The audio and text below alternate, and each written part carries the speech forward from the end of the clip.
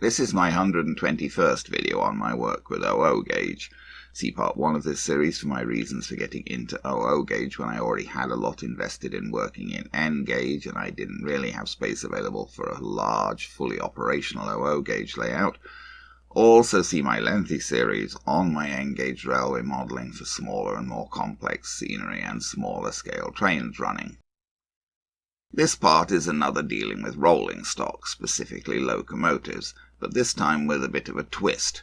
Rather than dealing with new, commercially produced models arriving in their neat boxes, in this part we'll take a look at several locomotives that were handcrafted.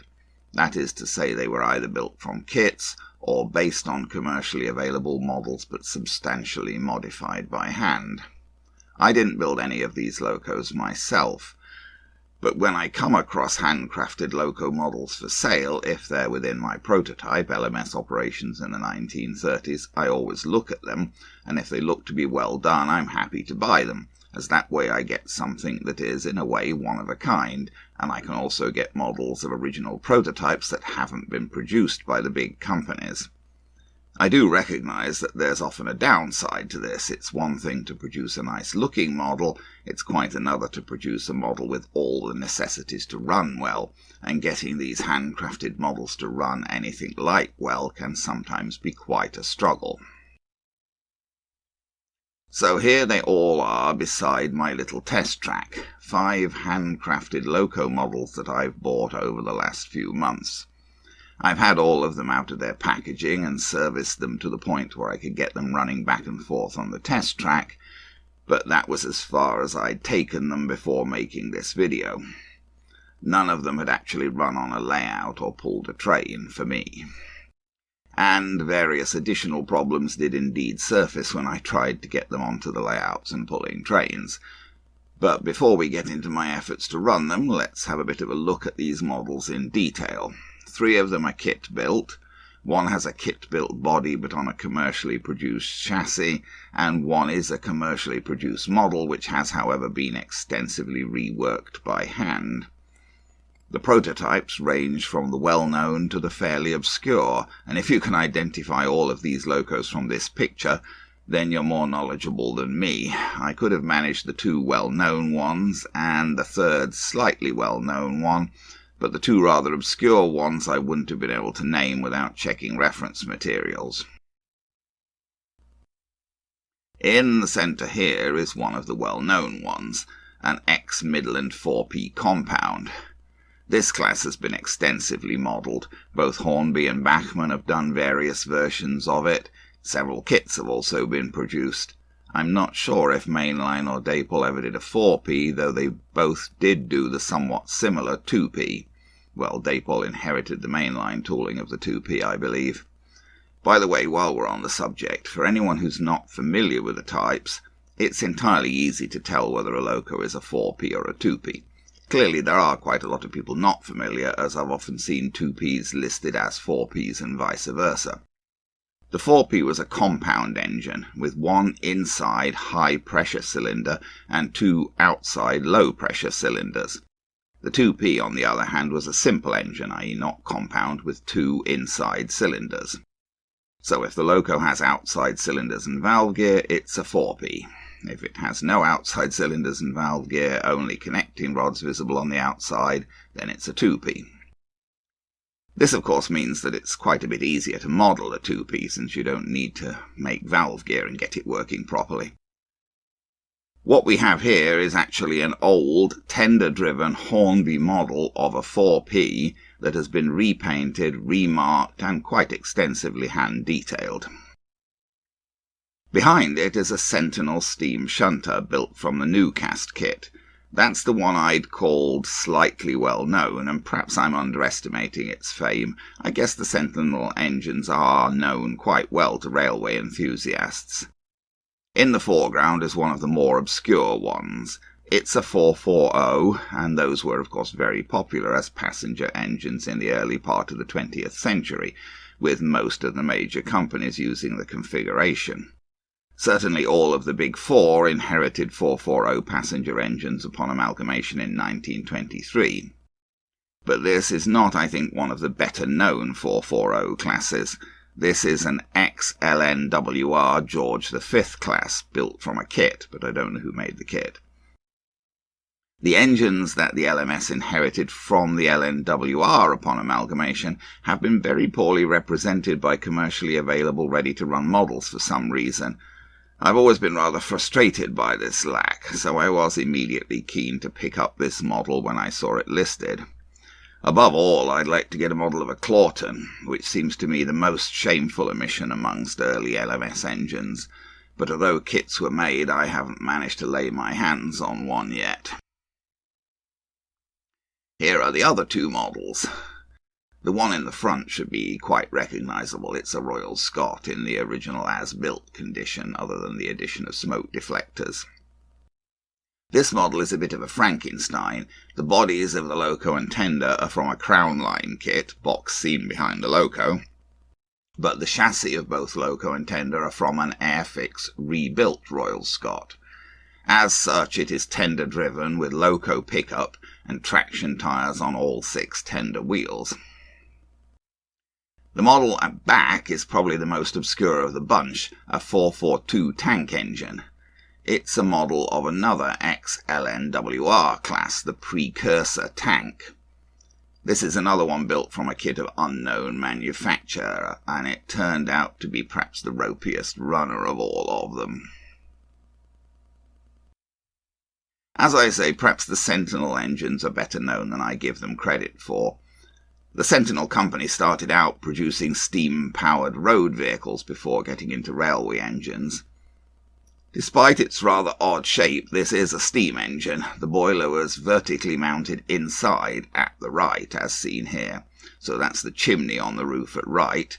The lower area at the left was for coal and water storage, and sticking up at left is the water filler cap.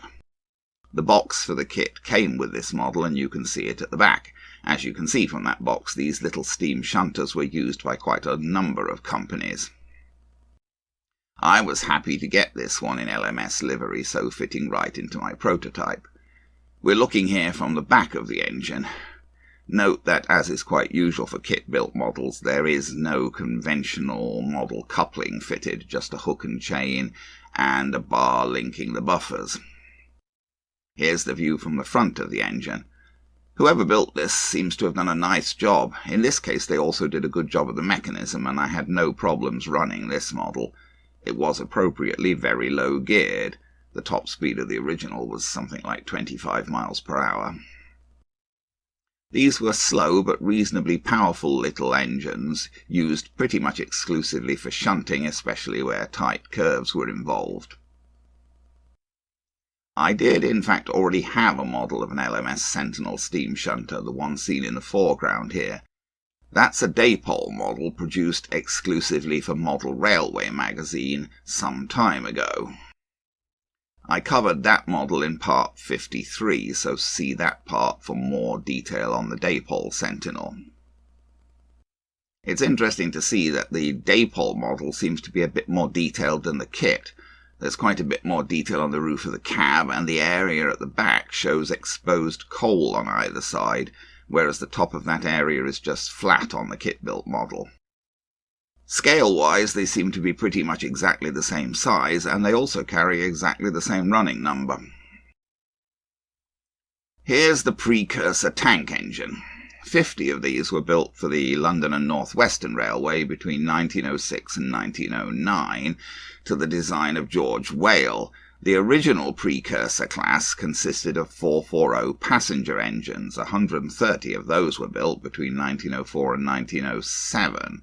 The George V class, also seen in this video, was essentially just a superheated version of the original Precursor Tender class.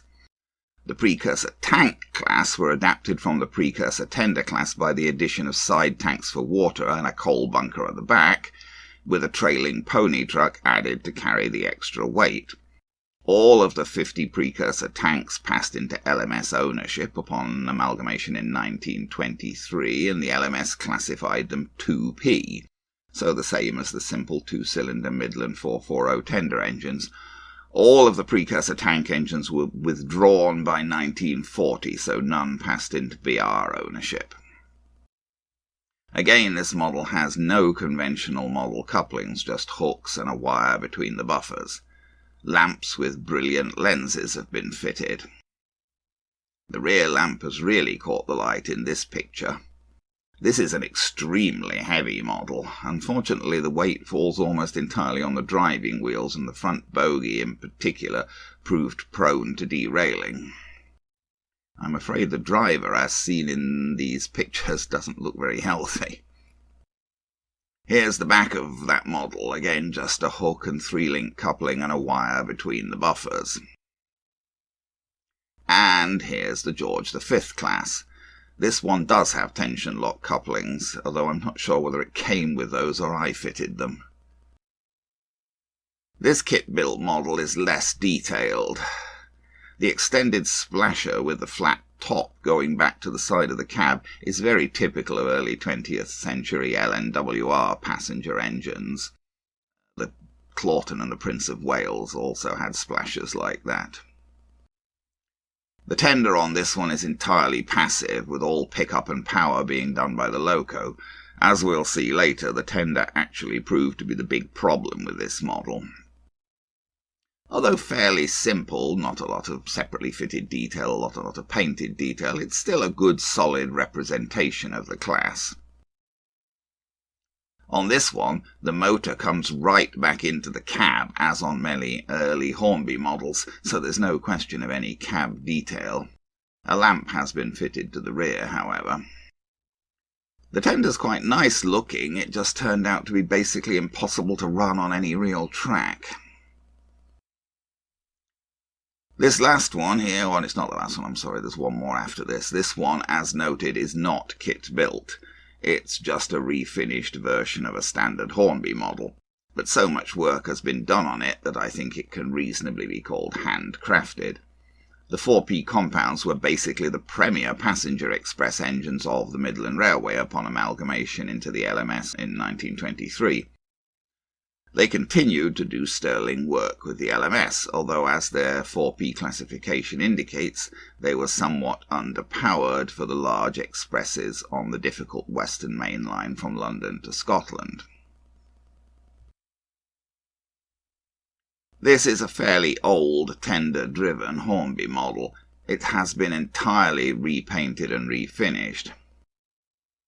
Whoever did it did quite a fine job. Look at all the lining, and fine pipe work has been picked out.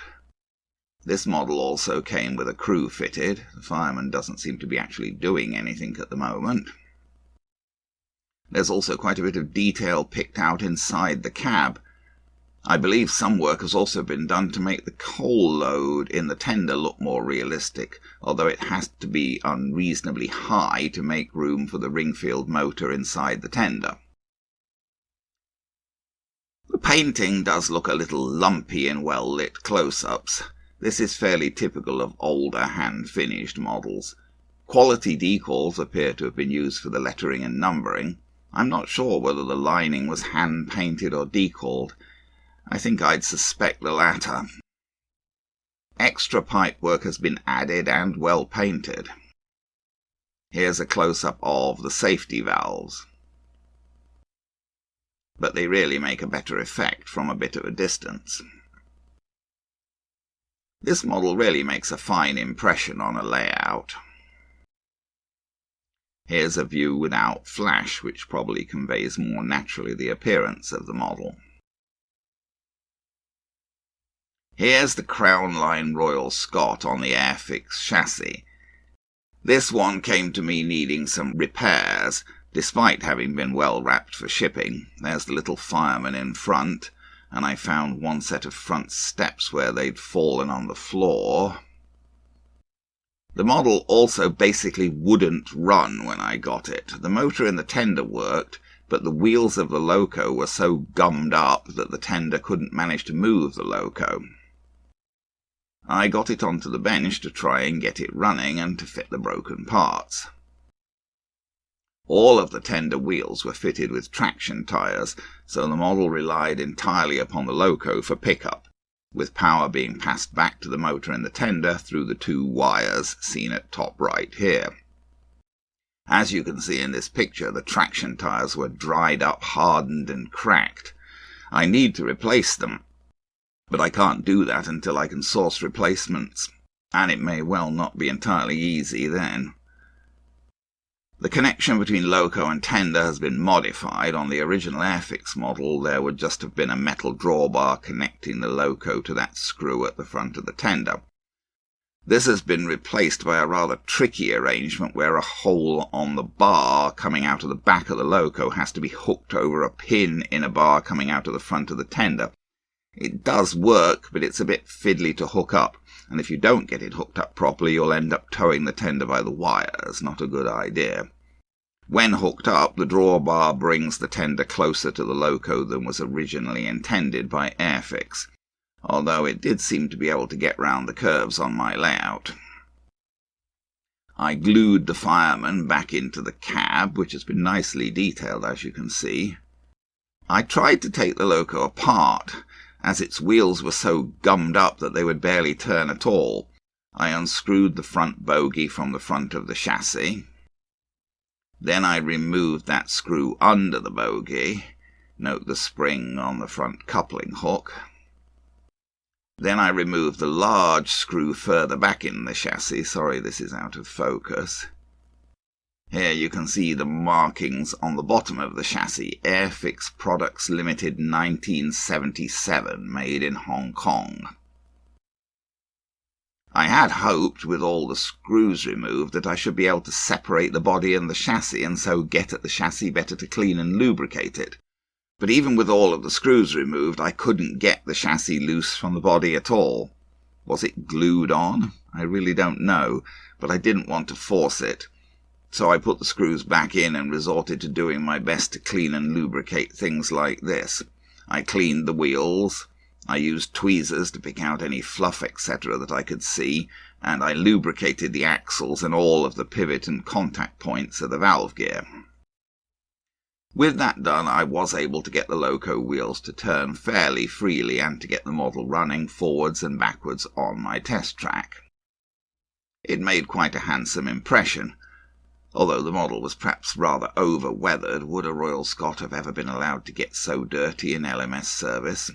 By the way, I forgot to mention that this model is finished as 6113 Cameronian, like most Royal Scots named after a regiment. It was at this point that I found the front steps on the floor where they'd fallen when I unwrapped the model. I took the model back down to the bench. Here's where those steps are supposed to fit. I glued them back in place with CA glue. Bit tricky as there wasn't much of a contact surface. And here's the model back on the track with those steps in place. Later the front steps on the other side broke off when I touched them. As mentioned before, when I tried to run the George V class on the layouts, I couldn't get it to run at all. Well, it would run okay along straight track, but when it came to any curve, even 4th radius, the tender would immediately derail. Basically, it seems that this was just because the tender had 3 sets of wheels, spaced out quite a bit and pivoted so that they couldn't move from side to side at all. So they were held rigidly in a straight line, and on any curve, one set of the tender wheels always just got pushed off the track. I tried to remove the centre set of wheels. I thought that the tender chassis was made of metal, so I tried to bend it out a bit to get the centre set of wheels out. This proved to be a mistake, as the chassis just broke.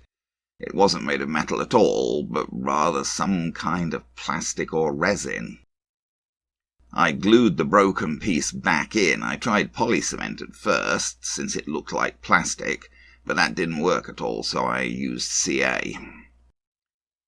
You can also see here what I ended up doing to the centre wheels. Since I couldn't get the axle out, I just ground and filed off the flanges of the centre wheels as they were in place on the tender.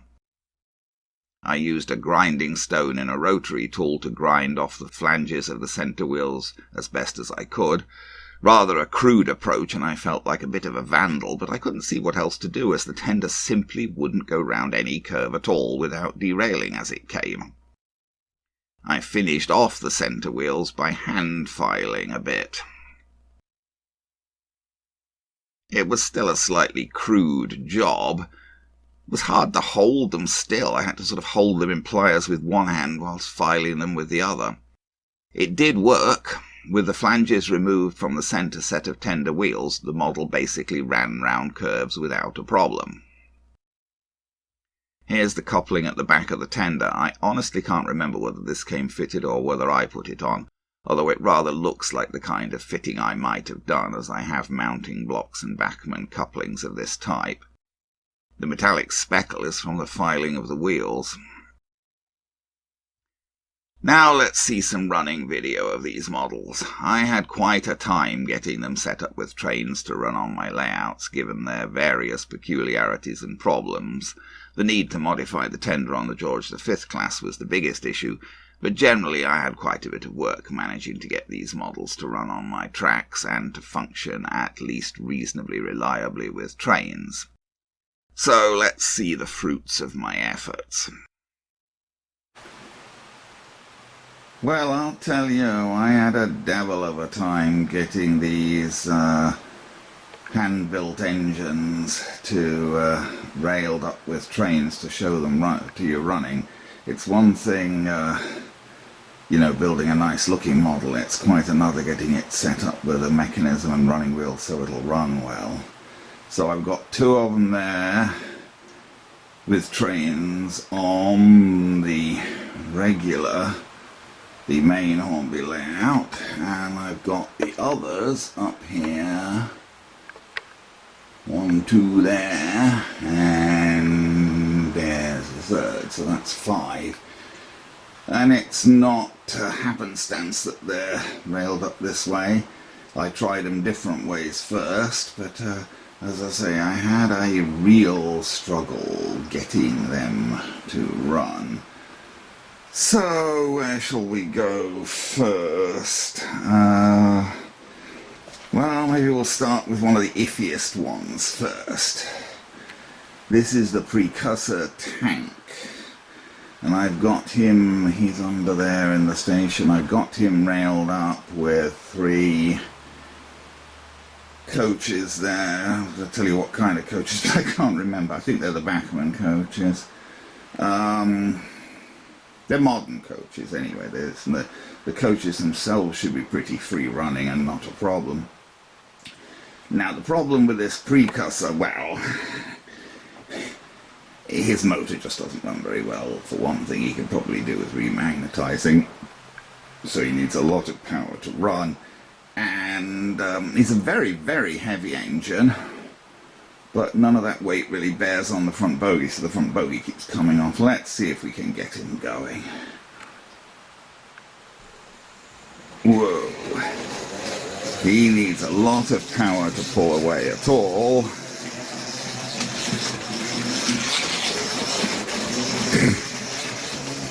And it's an iffy business whether he'll manage to run much.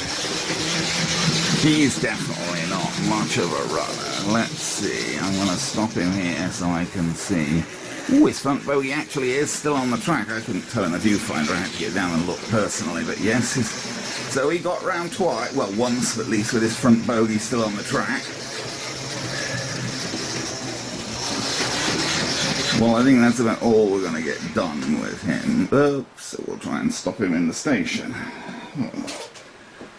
Now, we'll see if I can pick up the other handheld controller. Now, on the outside track there, I've got the, Coronation Models, Cameronian, Royal Scot, on the Airfix chassis. Had various problems with him. The biggest problem was his chassis was just very gummed up. He's tender driven, but the wheels on his Loco just didn't want to turn. Let's see what we can do with him. Famous last words. He really, really needs new traction tyres as well, but I don't have them. I'm going to fish around, see if I can get them. because there's traction tyres on all 6 wheels of the tender, and they're all like basically hard and dried up and cracked. I haven't taken them off because I figure hard, dried up, cracked traction tyres are better than no traction tyres. So I left them until I can get replacements. And I'll have a word with Nigel at British Model Trains. He may be able to get me replacements. Nice looking loco. Both front steps came off. One was broken off in the packaging when it got to me, and the second one, I glued that on, and then the second one, so if I can just stop him a minute here for you to have a better look at, but you've already seen photographs of him anyway, all being well. Nice looking engine. Not sure whether they would have ever really let a Royal Scot get quite that dirty, but he's a bit dirty, perhaps a bit over-weathered. And we'll pull him into the station. There. Pull the last carriage onto the platform. So there those are back in the station. And that may have looked a bit easy, but it wasn't. Well, it was easy now, because I spent all morning mucking around trying to get them running, trying to find what tracks they'd run on and what trains they would run with. Okay. So now let's move to the shelf layout. If I put that down and try not to trip over, I apologise. What have I got? Where? I'm just going into the control panel here. I'm flipping switches and points because I want to start with this little guy. This is the Newcast kit built Sentinel, and I've got him railed up with one of the Trian coaches that I replaced the wheels on with the markets, and where is he? He's on the inside, and I've got about 50%, 55% power on there. It's a bit of a compromise. Of all of these engines, this is probably in some ways the easiest running because, you know, he's short, he's got no problems with bogies, he's only got 4 wheels to drive. And he's low geared, so he goes pretty slow, as he should, because the real thing had a maximum speed of, I forget now, something like 25 miles an hour. It was not a fast engine, it was really a shunting engine. Wouldn't even be running a passenger train at all, but anyway. And we're just waiting, sorry, I'm getting out of breath now. We're waiting for the shuttle to show its light, to show that he's going to go. Famous last words. I think the shuttle is turned on and everything. Yep, there we go, there's the light. And there he goes. As I was trying to say, it's a bit of a compromise in terms of speed. I have to give him a bit of power so he can move the thing, but on the other hand, we don't want to go over this point too fast or we'll derail. That Trian coach does not much like going over that point. If you take it over that point at all fast, it'll derail. You could see how the Sentinel, over the second set of points there, just outside the station, the Sentinel really hesitated because it's very, very short. You know, it's a tiny little engine with 4 wheels, and not only 4 wheels, but 4 wheels very close together at that. So, yes, he hesitates going over points. That's inevitable. So does the other one, the one from, the Daypole one from Model Railways. Oops, there he goes. The big hesitation going over the point, but he gets over. And that's about 55% speed. Okay, and there he is. So I'm going to, oops, famous last words, flip the switch there to turn the power off to that.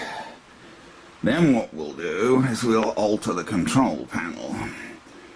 Well, we'll switch the power to B2 off and switch B1 on and throw the point back.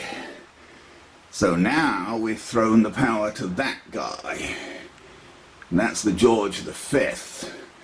And he's railed up with the inspection saloon on the other inside track. And we'll give him power.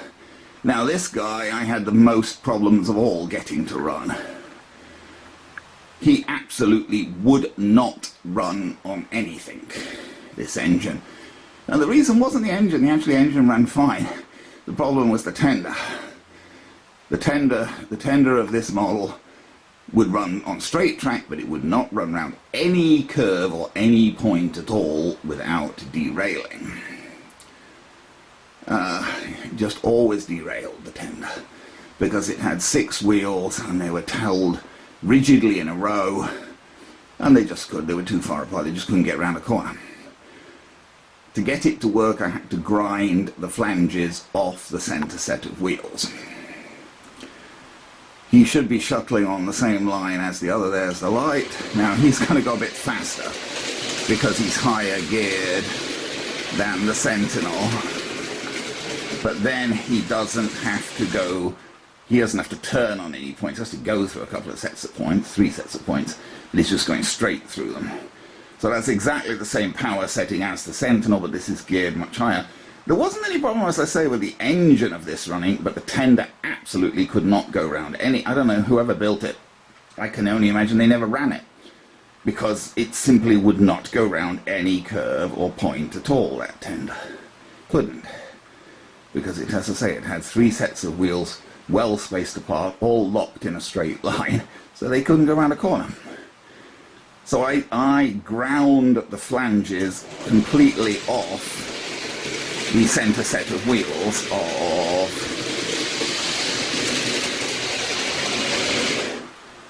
the tender. And I think we'll turn the power off there before we run the last one. And this is actually a Hornby model.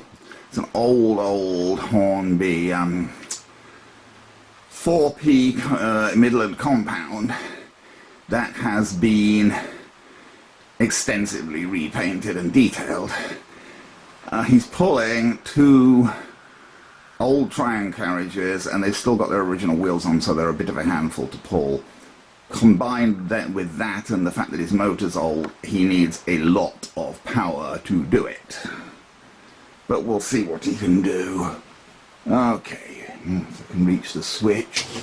Oops.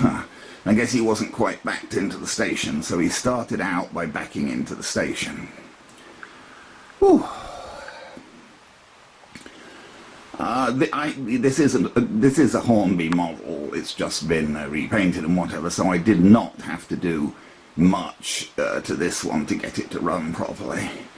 Although it could do with taking apart and having its motor remagnetized, probably. It's a bit on the weak side, and that's probably just because the magnet's lost a lot of its power. So it's tender driven. We may end up taking it apart and remagnetizing the motor, but it hasn't been done at the moment. Oh, DDB. So we're just waiting for the shuttle to give it power, and there we go. It's getting some wheel slip. It's struggling to pull those Triumph carriages, as have most things. I had a Ginty pulling them before, and that was struggling as well, because they just don't go very well, those old Triumph carriages. I got them to go more or less, but I'm sorry, my hand's shaking now holding the camera. Oh, that's an aftermath. I was struggling all morning to get these to work. I'm a bit tired now. So we'll run him back, and then that's probably going to be it. It's a shame I can't run them all at once for you, but I don't trust him enough to try running them all at once. Let's see if you can see that engine down in that He's going to get wheel slip as he goes. Well, he didn't do too badly, but he got some wheel slip as he went around the corner there, trying to get those round the corner. Well, I think that's your lot, really.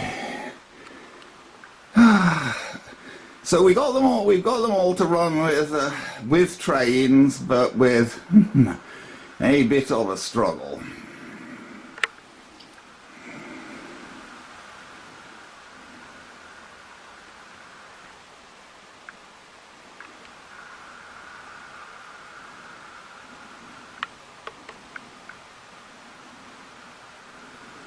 Back to the Precursor, and at the other end of the station, the Royal Scot, possibly.